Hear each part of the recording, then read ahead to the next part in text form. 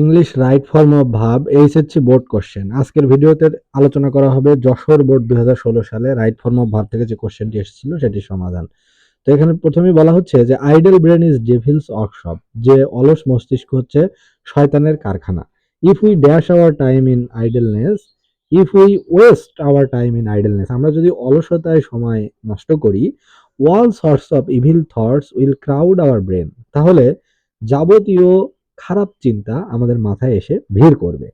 Idol persons who dash their time, who kill their time are burdens of society, অলস ব্যক্তিরা যারা সময় নষ্ট করে তারা সমাজের জন্য বার্ডেন বা বোঝা। They dash idle and cherish no high ideal and lofty ambition in life. They sit idle, তারা শুধুমাত্র অলসভাবে বসে থাকে। অ্যান্ড চেরিশ, চেরিশ অর্থ লালন পালন করা, এবং কোনো ধরনের উচ্চ আকাঙ্ক্ষা, উচ্চ স্বপ্ন বা কোনো আদর্শ, উচ্চ কোনো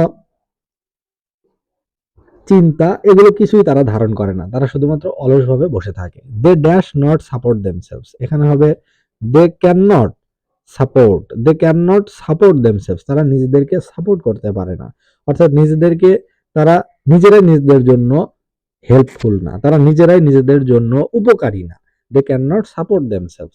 দে dash an unhappy life, they lead an unhappy life, তারা একটা অসুখী জীবনযাপন করে। And dash in the long run, and suffer in the long run, এবং পরিণামে তারা জীবনে অনেক ভোগান্তিতে পড়ে।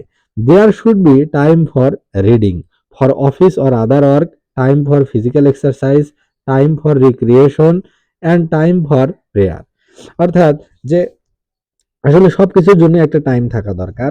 রিডিং, পড়ার জন্য টাইম থাকা দরকার, অফিসের কাজের জন্য টাইম থাকা দরকার, শারীরিক ব্যায়ামের জন্য সময় থাকা দরকার, রিক্রিয়েশন বা বিনোদনের জন্য সময় দরকার, অ্যান্ড টাইম ফর প্রেয়ার, এবং নামাজ পড়ার জন্য বা প্রার্থনা করার জন্য সময়ের প্রয়োজন।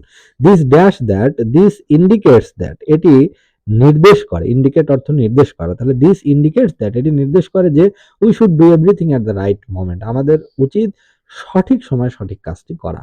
We dash a healthy and prosperous life only when, তাহলে এখানে হবে we may lead, we may lead, অর্থাৎ আমরা জীবনযাপন করতে পারি এ হেলদি অ্যান্ড প্রসপারাস লাইফ, একটি স্বাস্থ্যকর এবং একটি সমৃদ্ধ জীবনযাপন করতে পারি। Only when we dash the routine, only when we will follow, যখন আমরা ফলো করব বা অনুসরণ করব the routine which we make our guidance, যে রুটিন আমাদেরকে পথ দেখাবে সেই রুটিনটি ফলো করে আমরা we may lead a healthy and prosperous life.